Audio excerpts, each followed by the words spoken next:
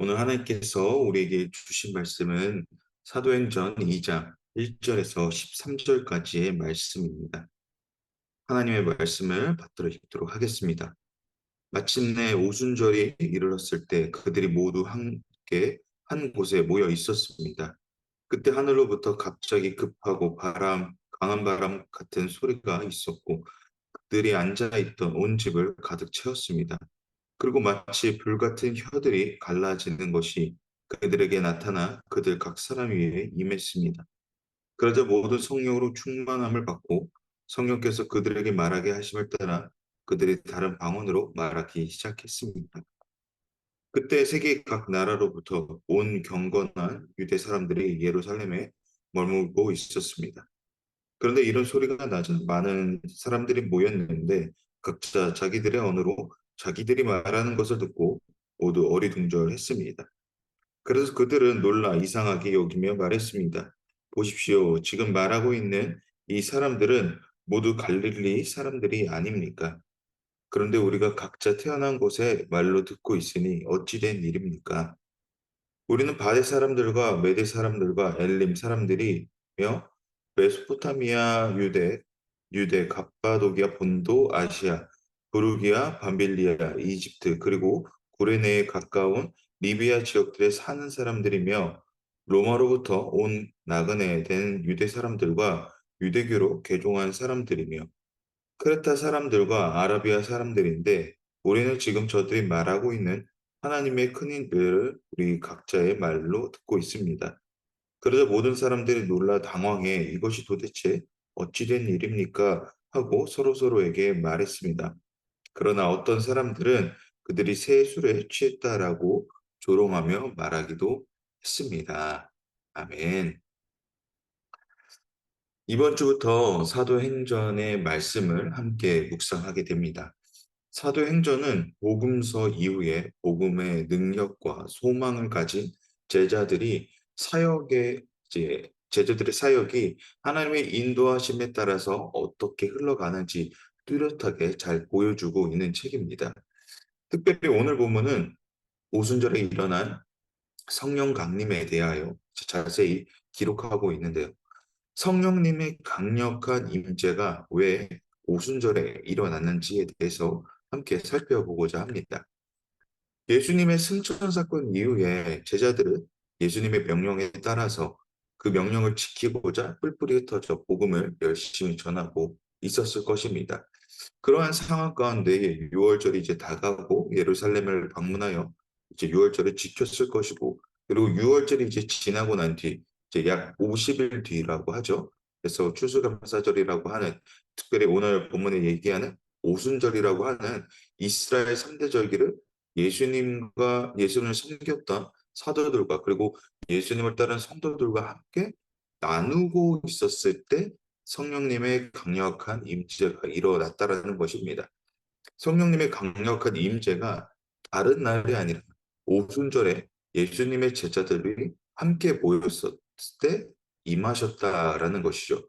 그러니까 예수님께서 보내주시겠다고 한 성령님을 계속해서 기다리고 있던 중에 그들이 하나로 모인 자리 가운데서 임재하셨다는 것입니다. 예수님께서 승천하신 사건을 바라보므로 당시에는 그 다음 부활의 소망을 가지고 복음을 그들은 열심으로 전했지만 막상 이것이 현실이 되니 쉽지 않았을 것입니다. 예수님께서 함께 하실 때는 나도 할 수 있다라는 그런 믿음이 있었는데 막상 혼자가 되니까 이것이 쉽지 않았던 것이죠.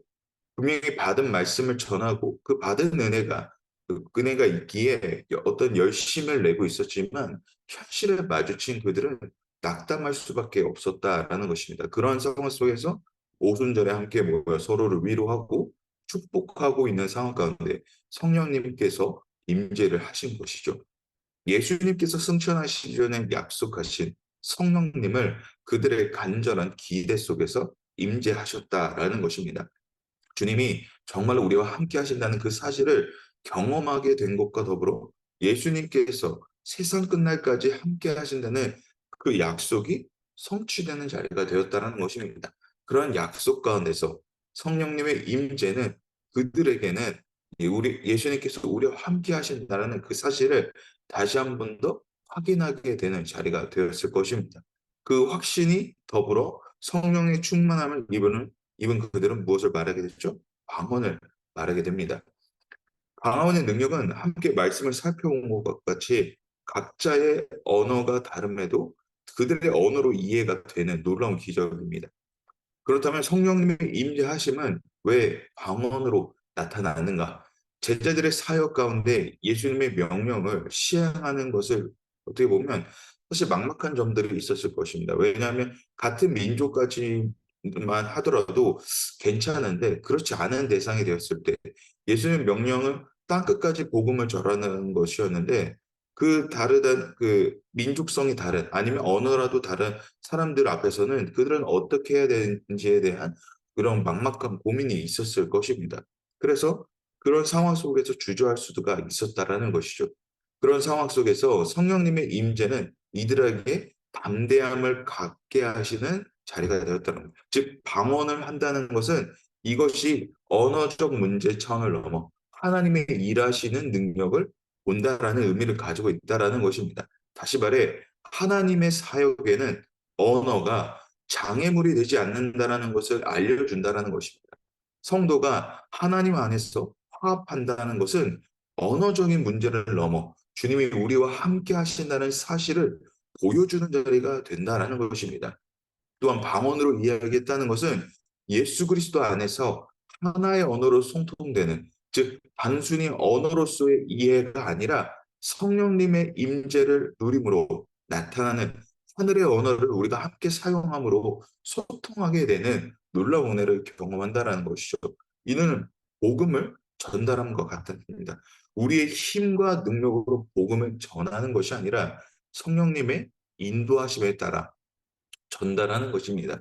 다시 말해 복음을 전하게 하시고 말하게 하시는 이는 성령님이심이라는 겁니다. 내가 내 힘으로 애쓰고자 했을 때 복음이 전달되는 것이 아니라 우리가 하나님의 능력, 성령님의 인도하심을 믿고 의지했을 때 그 복음의 능력은 나타난다라는 것입니다. 그렇기에 우리가 때로 전도할 때 전도의 대상을 어떻게든 데려오려 힘쓰면 결국 낙담되는 것은 본인이 된다라는 것이죠. 그런데 이것을 내가 복음을 전했기 때문에 괜찮다라는 관점으로 가져간다면 이건 하나님의 일하심으로 간다라는 것입니다.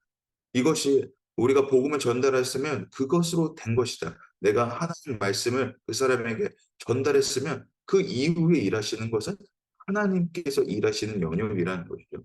우리는 이 영역을 침범해서는 안 됩니다. 이것을 내가 어떻게 하고자 하는 열심히 들어가면 안 된다는 것이죠.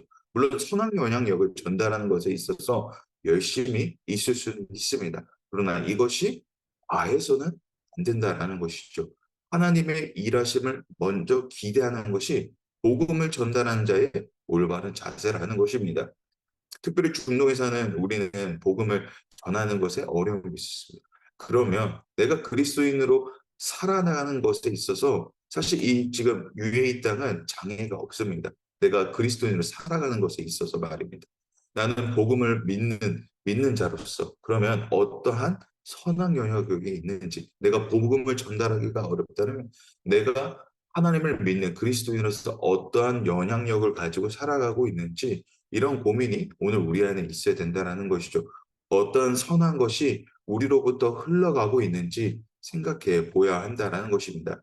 이것 또한 나의 힘으로 하는 것이 아닙니다. 선한 영향력은 내가 열심히 지키고자 하는 것에서 일어나는 것이 아니라 하나님을 믿고 하나님께서 일하시는 것을 내가 바라보기 원합니다라는 그런 내려놓음 속에서 일하신다는 거죠. 분명히 신앙에 열심은 있을 수가 있습니다. 그러나 여기서 중심은 오직 하나님 한 분이셔야 되는 것을 우리가 놓치지 말아야 할 것입니다.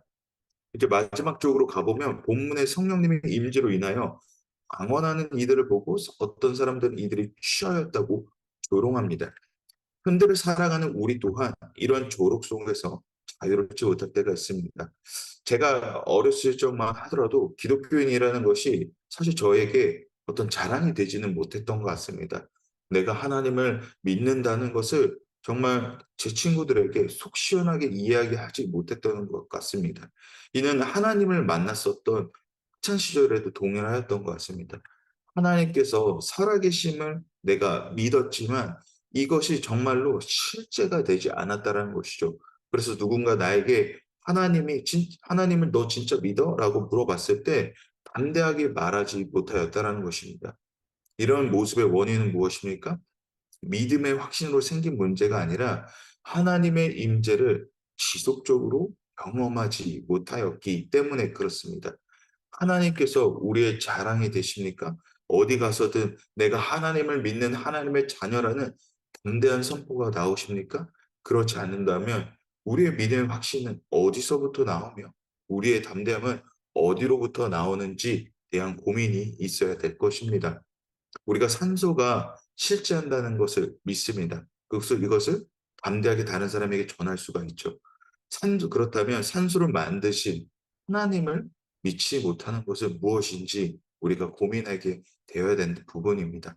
산소의 실제보다 하나님께서 우리의 더욱 강한 실제가 되는 우리의 강한 확신이 되어 그 조롱거리에서도 자유롭게 또 담대하게 말씀을 선포하는 우리의 믿음이 되기를 소망합니다.